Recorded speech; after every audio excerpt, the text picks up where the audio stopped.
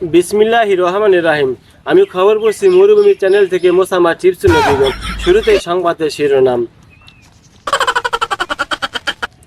2024 সালে বাংলাদেশের টি-20 দল ঘোষণা করেছে বাংলাদেশ ক্রিকেট বোর্ড। সেই দলে মিরাজের জায়গা না হওয়ার কারণে তার বাড়ি এক গবাদি পশু ইন্তেকাল করেছে। ইন্না লিল্লাহি ওয়া ইন্না ইলাইহি রাজিউন। তার বাড়িতে এখন সুখের ছায়া। এবারে আইপিএলের খবর। বাংলাদেশে মুস্তাফিজুর রহমান 4 ওভারে 60 রান দিয়েছে বলে সারা বাংলাদেশে হরতাল চলেছে, শুধুমাত্র হাঁস মুরগি বাদে। এদিকে কলকাতার এক প্লেয়ার মোসাম্মদ মিচেল স্টার্ককে তাকে 24 কোটি টাকা দিয়ে কেন কেনা হলো সেটা বলেছে ভারতের এক বিশাল হাতি। সে হাতি এটাও বলেছে এই টাকাটা যেন ফেরত দিতে। এদিকে আইপিএলের একটি বল খেলা চলাকালীন বলটি অসুস্থ হয়ে পড়ে।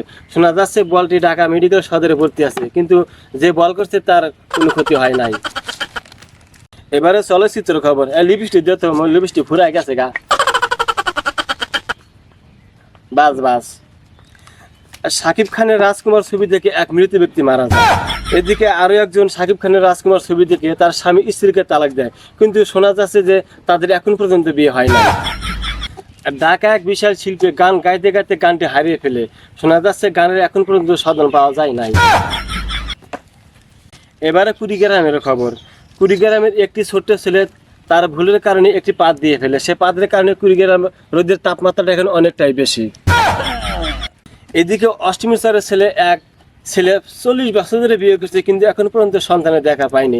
শোনা যাচ্ছে যে সে একজন হিজড়ার সাথে ঘর সংসার করেছে। একটি মর্মাহিত ঘটনা। সিলমারিতে এক মুদির দোকানে এক 7 তলা ডেরাম গর্ভধারণ করেছে। সে গর্ভ থেকে প্রায় 101টা সন্তান, 20টা ছেলে, 10 হালি ডিম এবং 3 বস্তা চিনি জন্ম দেয়, এবং তার ডেলিভারিটা নর্মালে ছিল। কিন্তু দুঃখের বিষয় যে তার বাবার সন্তান এখনো পাওয়া যায় নাই। আজকের সংবাদ এখানে শেষ করছি। পরবর্তী সংবাদ দেখার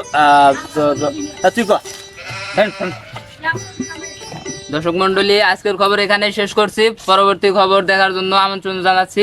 মিউজিক 420 চ্যানেলে ভিজিট করুন।